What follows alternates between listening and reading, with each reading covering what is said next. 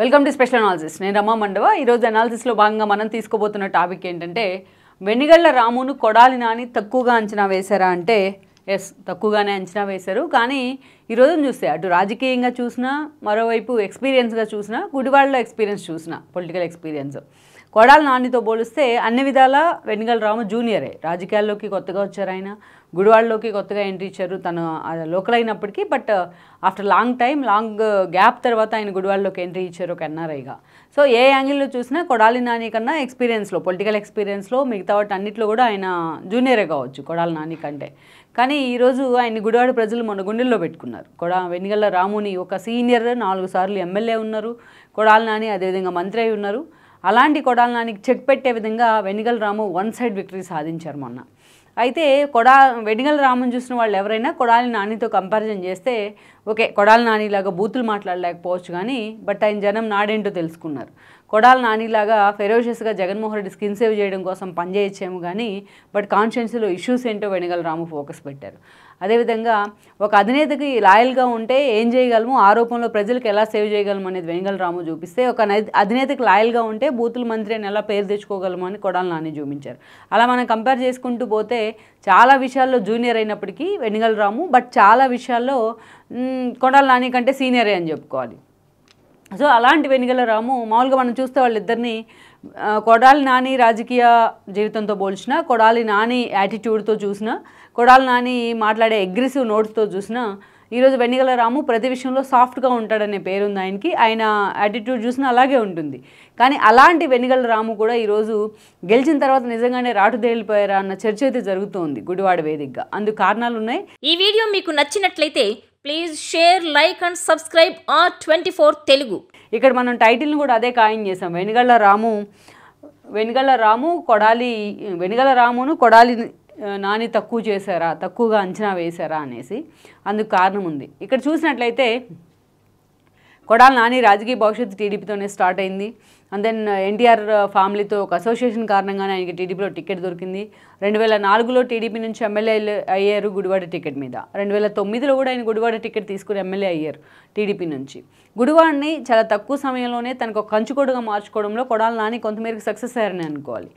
ఆ తర్వాత మనం చూసినట్లయితే పర్టికులర్గా 2009లో ఆయన ఎమ్మెల్యే అయిన తర్వాత వైఎస్ఆర్సీపీ ఆవిర్భావం, వైఎస్ మరణం తర్వాత, దెన్ ఆ రోజున 2014 ఎన్నికల కంటే ముందు కొడాలి నాని వైఎస్ఆర్సీపీలో జాయిన్ అవ్వడం జరిగింది. ఆ తర్వాత 2014లో కూడా ఆయనకి ఎమ్మెల్యే టికెట్ ఇచ్చారు. జగన్ గుడివాడ నుంచి గెలిచారు కూడా.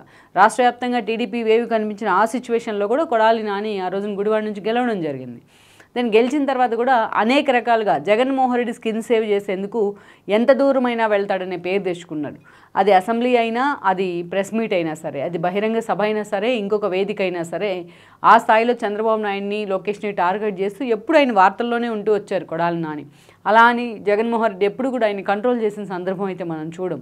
అలాంటి కొడాలి నాని 2019 నాటికి వచ్చేటప్పటికి మరోసారి గుడివాడ టికెట్ దక్కించుకున్నారు. మరోసారి ఆయన ఎమ్మెల్యే అయ్యారు. ఆయన గుడివాడ టికెట్ వచ్చింది, ఎమ్మెల్యే అయ్యారు. అండ్ దెన్ జగన్మోహన్ రెడ్డి క్యాబినెట్లో ఫస్ట్ క్యాబినెట్లోనే మంత్రి అయ్యారు. చూడండి ఇన్ని రకాలుగా ఆయనకి అన్ని కలిసి వచ్చిన సంవత్సరం అంటే 2019 అనుకోవాలి. అది కూడా అత్యంత కీలకమైన సివిల్ సప్లైస్ శాఖ. ఇక అప్పటి నుంచి కూడా అది ఇన్ని క్రెడిట్ కార్డ్స్, అసలు ప్రతిపక్షంలో ఉన్నప్పుడే ఆ స్థాయిలో కొడాలి నాని చంద్రబాబు నాయుడిని, లోకేష్ని, ఆయన ఫ్యామిలీని టార్గెట్ చేసేవాడు. బట్ వన్స్ ఆయన చేతిలో మంత్రి పదవి ఉంది, అధికారంలో ఉన్నాడు. అండ్ దెన్ జగన్మోహన్ రెడ్డి సీఎంగా ఉన్నారు. అందుకే ఇక కొడాలి నాని నోరు గట్టు దిగిన గోదావరిలాగే ఉంటూ వచ్చింది. ఒక బూతుల మంత్రిగా బూతుల్ని ఎండార్స్ చేస్తూ మాట్లాడి అనేక సార్లు ఆయన మాట్లాడిన మాటలు కాంట్రవర్సీలు అవుతూ వచ్చాయి. కేవలం జగన్మోహన్ రెడ్డి సేవ్ చేయడానికి అనేక రకాలుగా తన నోటికి పని చెప్పిన తీరు మాత్రం కొడాలి నాని మీద కామన్ మెన్కి కూడా ఒక ఏహభావం కలిగేలా చేసింది. వాళ్ళ ఇంట్లో మనుషులు ఎలా యాక్సెప్ట్ చేశారో దాన్ని అనేది కూడా ఇప్పటికీ చాలామందికి అర్థం కాని విషయం. ఆయన మాట్లాడే భాషను కొడాలి నాని కనిపిస్తున్నారంటేనే బూతుల మంత్రి అంటూ కూడా చిన్నపిల్లలు టీవీలు కట్టేసుకున్న సిచ్యువేషన్ ఆయనే కొని తెచ్చుకున్నారు. ఆ స్థాయిలో ఒక బూతుల మంత్రిగా పేరు తెచ్చుకున్నారు. ఈవెన్ తన మంత్రి పదవి నుంచి తీసి 2.5 ఏళ్ల తర్వాత పక్కన పెట్టినా కొడాలి నాని యాటిట్యూడ్లో మాత్రం మార్పు రాలేదు. అక్కడి నుంచి ఎవరిని పోటీలో పెట్టాలా, ఈ కొడాలి నాని అనే వ్యక్తి టీడీపీకి ఒక దశలో కొరకరాని కొయ్యగా మారారు. అలాంటి కొడాలి నానికి ఎలా చెక్ పెట్టాలని చంద్రబాబు నాయుడు చాలాసార్లు ఆలోచన చేశారు.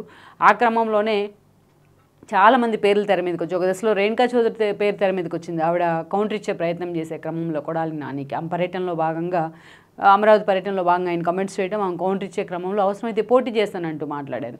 ఇక ఒక దశలో డైరెక్టర్ వైవిఎస్ చౌదరి పేరు వినిపించింది, ఒక దశలో తారక రత్న పేరు వినిపించింది, ఆయన చనిపోయిన తర్వాత ఆయన భార్య అలేఖ్య పేరు వినిపించింది, చలసాని పండు కూతురైన స్మిత పేరు ఒకసారి వినిపించింది.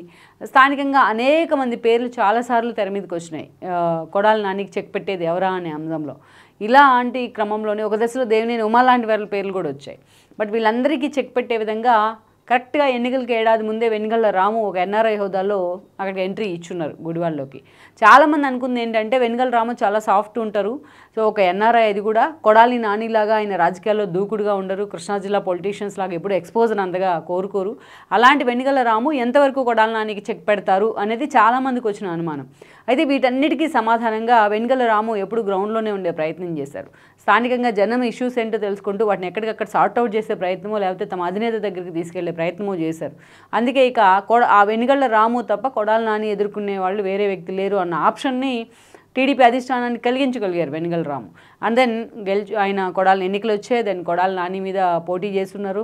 కొడాలి నాని కూడా అంతే ధీమాతో ఉన్నారు ఎలాగైనా వెనుగళ్ల రాముని ఓడిస్తాను అని. బట్ అవన్నీ కూడా పటాపంచలయ్యాయి.